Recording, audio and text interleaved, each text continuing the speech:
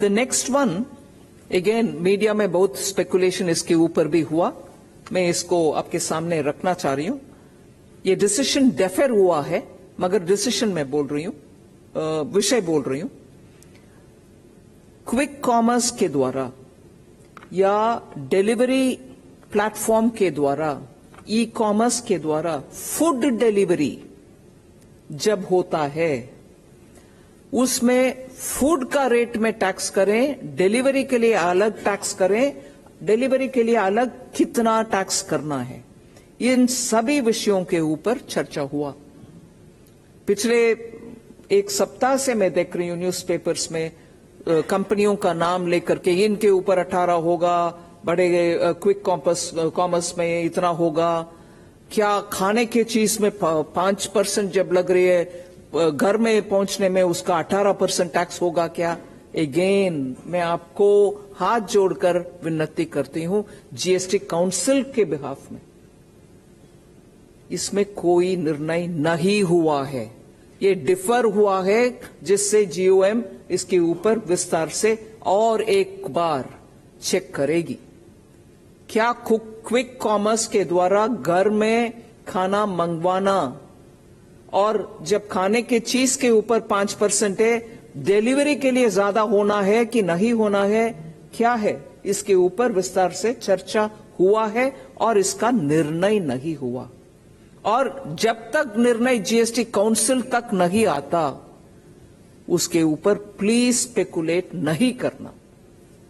अगला एक विषय बहुत इंपॉर्टेंट है, आपके सामने रख रही हूं।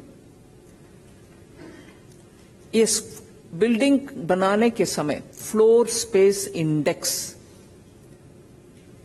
बिल्डिंग बनाने के समय एफएसआई जो बोलते हैं,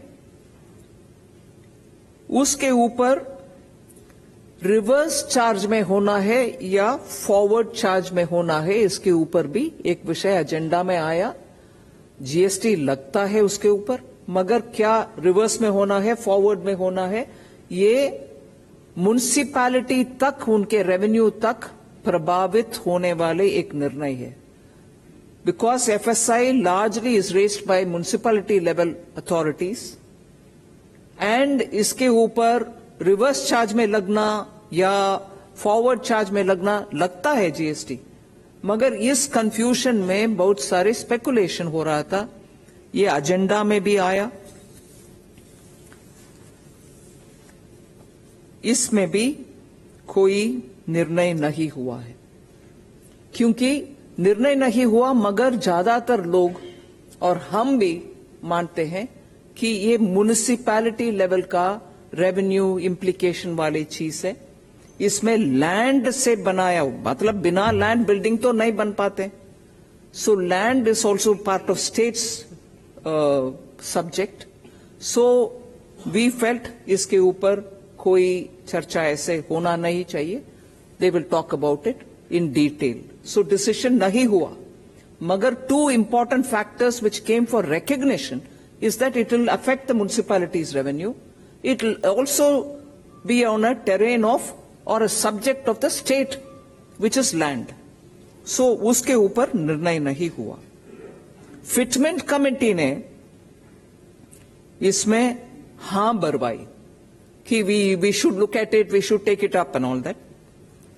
कल ऑफिसर्स मीटिंग जहां हुई, हमारी revenue secretary who's holding additional charge, Secretary EA Ajay Seth ji clearly said we should think about it because it has an implication on the states, it has an implication on municipalities, and that came for discussion, and therefore it also went through the process of deferring it. It will go to the committee or we'll think about it.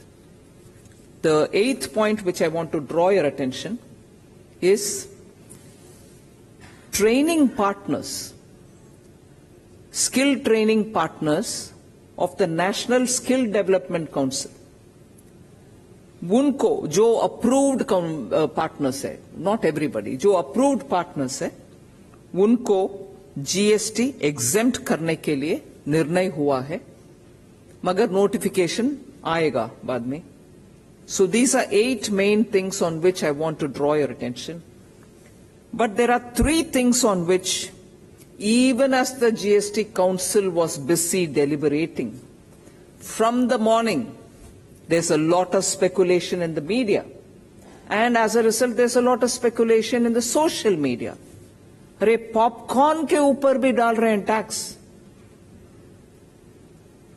मैं media से हाथ जोड़कर request करती हूं, ये पूरे press meet हम करते हैं हर जीएसटी काउंसिल के बाद, और टैक्स ऐसे विषय है जिसमें बहुत लेयर्स होता है। कोई आंख बंद करके टैक्स लगाते भी नहीं है और आंख बंद करके हटाते भी नहीं है। पूरे विषय समझने के बाद प्लीज आपके मीडिया में चलाइए। पॉपकॉर्न के ऊपर टैक्स, मैं इसका पूरे पृष्ठभूमि आपके सामने रखना चाहती हूं। Salted popcorn, caramelised popcorn, plain popcorn, ऐसे स्टेट्स हैं जहां नमकीन के नाम में पॉपकॉर्न सॉल्टेड भी सेल होता है कि नहीं? नमकीन है वो, मगर जब पॉपकॉर्न सॉल्टेड सिर्फ नहीं है, उसमें कैरामलाइज्ड पॉपकॉर्न भी मार्केट में आता है एडेड शुगर के साथ। एडेड शुगर के चीज हर एक में रेट एक है, नमकीन के ऊपर रेट कम है। सो कैरामलाइज्ड पॉपकॉर्न का ट्रीटमेंट के ऊपर सब लोग विस्तार से चर्चा की। When you talk outside it looks silly, अरे पॉपकॉर्न के ऊपर इतना चर्चा चाहिए क्या? मगर हर आइटम के ऊपर फिटमेंट कमेटी में स्टेट्स भागीदारी लेकर चर्चा करने के समय वो क्लियरली बोलते हैं एडेड शुगर वाली चीज को तो हम ट्रीटमेंट अलग ही देते हैं, चाहे वो ड्रिंक हो, कार्बोनेटेड ड्रिंक हो, जूस हो, जिसमें एडेड शुगर है। इसीलिए पॉपकॉर्न का ट्रीटमेंट में जब तक वो नमकीन है, सॉल्टेड है, मसाला एडेड है, चटपटा मसाला है, चिली पाउडर है, कुछ हो, सब 5%, am I right? 5%. But when it has added caramelized sugar, it is no longer नमकीन, इसीलिए उसका रेट अलग है।